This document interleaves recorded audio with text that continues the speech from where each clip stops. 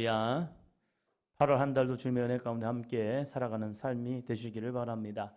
우리가 하나님과 함께 동행한다는 것, 하나님의 은혜 가운데 살아간다는 것은 정말로 은혜임에도 불구하고 우리가 그 은혜를 잊어버릴 때가 있다는 사실입니다. 우리가 특별히 이 솔로몬의 모습을 보면 참 지혜로운 왕이었고 많은 것을 아는 자였습니다. 근데 이 아는 것으로 끝난 솔로몬과 삶을 살아갔던 다윗과의 차이는 있는 거죠. 그의 아버지 다윗이 솔로몬에게 전해줬던 말들이 있습니다. 그 말들을 이 솔로몬은 모르는 게 아닙니다. 알고 있습니다. 네가 왕이 되어서 어떻게 해야 할지를 이 다윗은 솔로몬에게 잘 전해줬습니다. 그러나 그 신앙의 계보를 이어야 할 솔로몬이 신앙의 계보가 아니라 자신이 하나님보다 앞서는 신앙. 신앙은 아는 것이 아니라 성령의 은혜로 살아가는 것이더라고요. 머리로는 이해되지만 가슴이 움직이지 아니하면 삶을 살아가지 못합니다. 대표적인 사람이 바로 이 솔로몬이었죠. 솔로몬은 지혜로워서 모든 것을 깨닫는 것은 되었지만 삶을 살아가는 모습은 되지 못함을 통하여서 그의 이 마지막 죽음 후에 솔로몬을 평가할 때는 그는 반신반의였다라는 그런 평가를 하기도 합니다. 먼저 솔로몬 모습을 봅니다. 7장 1절입니다. 솔로몬이 기도를 마침에 불이 하늘에서부터 내려와서 그 번제물과 제물들을 사르고 여호와의 영광이 그 성전에 가득하니 아멘. 가장 아름다운 모습, 가장 이상적인 교회의 모습, 이것이 바로 솔로몬의 낙성식의 모습이었습니다. 모세 시대에도 여호와의 성막을 만들고 나서 하나님께 제사를 드릴 때에 이 성막을 드릴 때에 성경에 특징이 있습니다. 여호와께서 모세에게 명령하신 대로 백성들이 행하였던 모습. 그래서 하나님이 주신 설계대로 하나님이 주신 말씀대로 이스라엘 백성들이 다 순종하여서 그 말씀대로 하였더라. 이것이 계속 반복되면서 얼마나 그들이 하나님의 말씀에 순종하였는지를 보여줍니다. 마찬가지로 솔로몬도 처음에 그의 통치 기간에는 하나님의 말씀대로 순종하려고 애쓰는 모습을 보게 됩니다. 그럼을 통하여서 이 솔로몬이 6장에서 보면 하나님께 기도하는 모습을 보게 됩니다.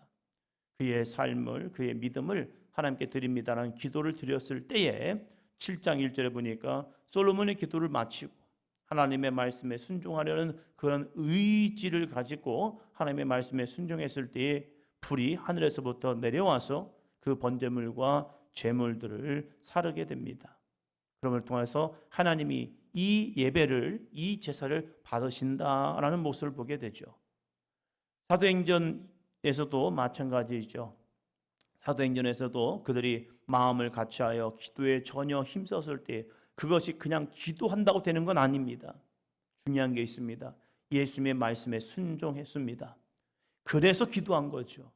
기도한다고 성령의 불이 임하는 건 아닙니다.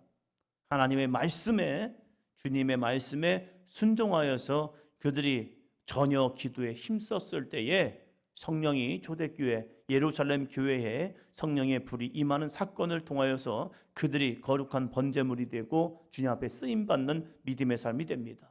솔로몬도 마찬가지이죠. 기도를 마쳤을 때에 불이 하늘에서부터 내려서 그의 번제물과 제물들 사름을 통해서 여호와의 영광이 성전에 가득하였다라고 말합니다. 우리는 성령의 이 충만함을 기대합니다. 교회에도 나의 삶에도 하나님 성령의 불을 주세요. 성령의 은혜를 주세요. 성령의 충만함을 주세요. 라고 기도를 합니다. 그러면 이 기도하는 곳에 응답이 있어야 합니다. 그러면 응답은 어디에게 임하느냐? 응답은 누구에게 임하느냐? 중요한 게 있습니다. 하나님의 말씀에 순종하는 자에게 임한다는 사실입니다. 아는 자가 아니라는 거예요.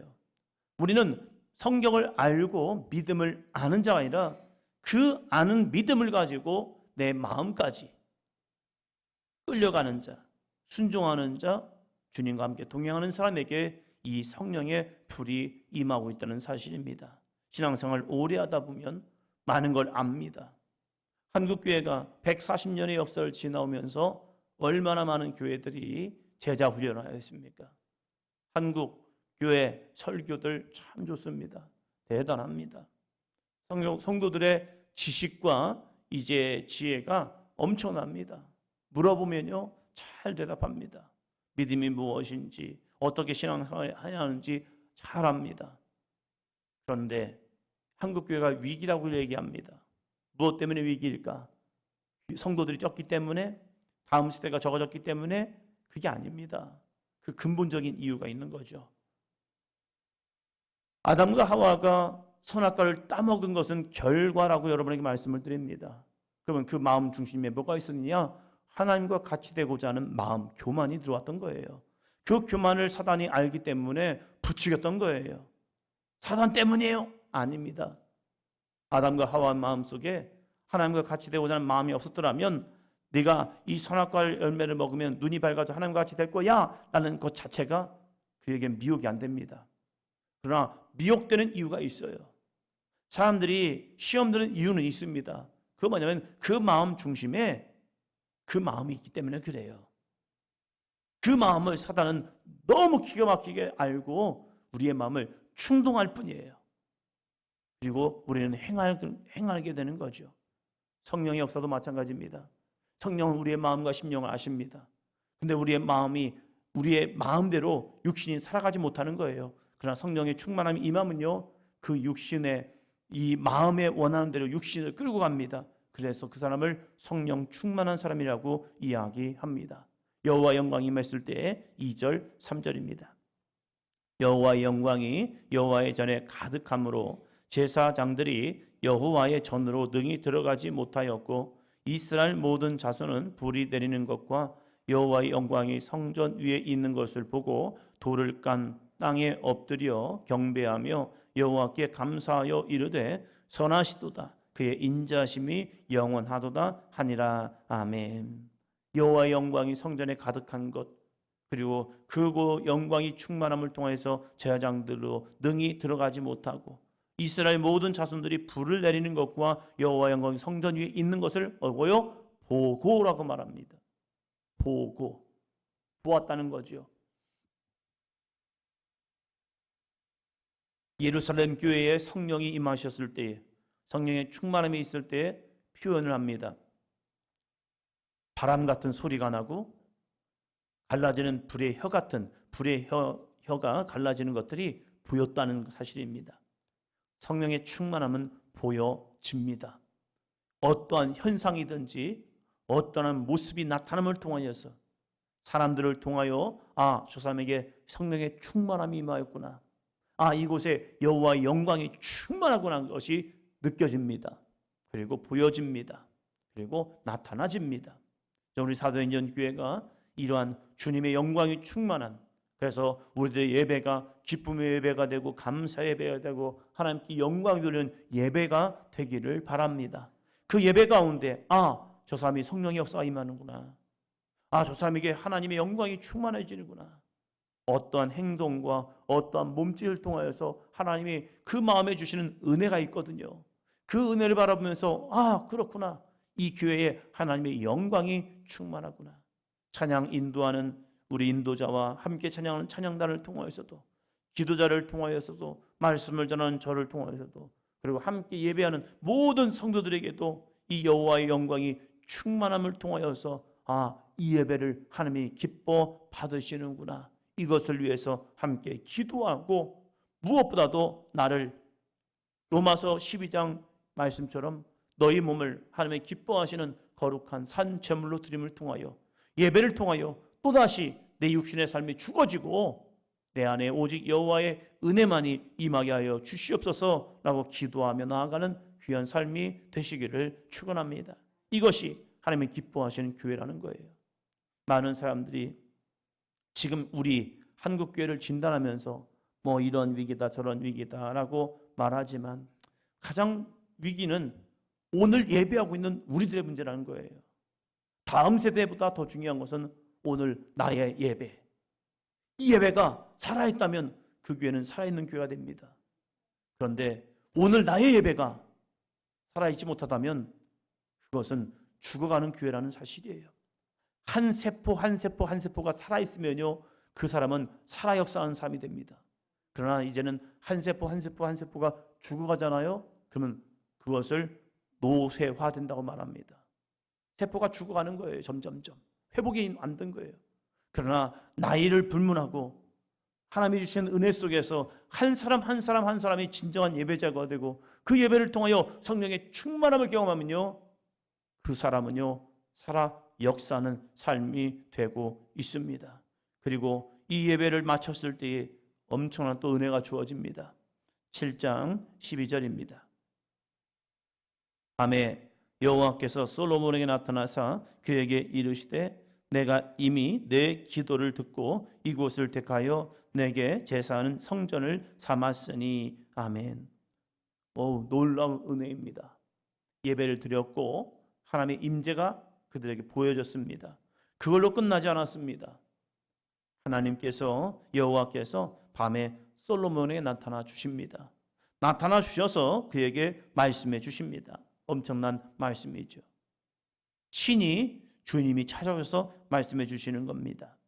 내가 이미 내 기도를 듣고 이곳을 택하여 내게 제사하는 성전을 삼았으니. 이곳을, 이 성전을 하나님이 거하시는 거룩한 성전 삼으셨다는 거예요. 그리고 내가 이곳에 내 마음과 내 귀를 두겠다라고 말씀하신 것이 응답되었다는 사실입니다. 그러면서 솔로몬이 어떻게 신앙생활을 해야 하는지, 이스라엘 백성들이 어떻게 신앙생활을 해야 하는지 이 솔로몬에게 말씀해 주셨습니다. 친히 말씀해 주셨습니다. 놀라운 은혜이죠. 13절 한 장 볼까요? 혹 내가 하늘을 닫고 비를 내리지 아니하거나 혹 메뚜기들에게 토산을 먹게 하거나 또 혹 전염병이 내 백성 가운데 유행하게 할 때에, 여러 가지 문제를 쭉 나열하십니다. 그러면서 이러한 문제가 있을 때에 너희에게 해결점을 줄게. 너의 인생 속에 많은 문제들이 발생할 거야. 그 발생하는 문제 가운데 있을 때에 너희가 그 문제를 만나거든 깨달어. 문제는 우리가 하나님과의 관계를 깨닫는 통로가 됩니다. 문제를 통하여 나와 하나님과의 관계는 어떤 관계에 있지? 이것을 깨달으라는 거죠. 그러면서 이 문제가 있을 때 너희가 해야 할 것이 무엇이냐? 15절입니다. 이제 이곳에서 하는 기도에 내가 눈을 들고 귀를 기울이니. 16절이요. 이는 내가 이미 이 성전을 택하고 거룩하게 하여 내 이름을 여기에 영원히 있게 하였음이라. 내 눈과 내 마음이 항상 여기에 있으리라. 아멘.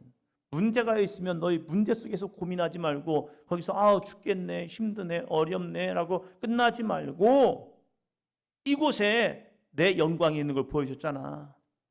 이곳에서 너희의 예배를 받는 것을 내가 보여줬잖아.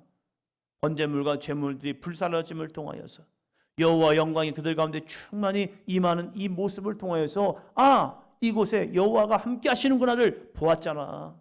그러면 너희의 인생 속에 이러한 저러한 문제를 만나거든 너희는 돌아와. 여호와께 돌아와서 이곳에서 하는 기도, 내가 눈을 들고 귀를 기울여서 내가 너희의 기도 가운데 응답해 줄게. 근데 그 응답은요, 돌이켜 회개하는 자예요. 그냥 교회 와서 하나님 해결해 주세요, 이 문제 해결해 주세요, 이 문제 없게 해주세요, 이 문제를 극복하게 해주세요 라고 한다고 하는 것이 아니라 하나님께 와서 예배를 드린다는 것은 우리의 몸을 드리는 거죠. 나의 잘못된 신앙, 어긋난 삶, 이것을 돌이켜서 하나님 말씀 안에 순종하겠습니다.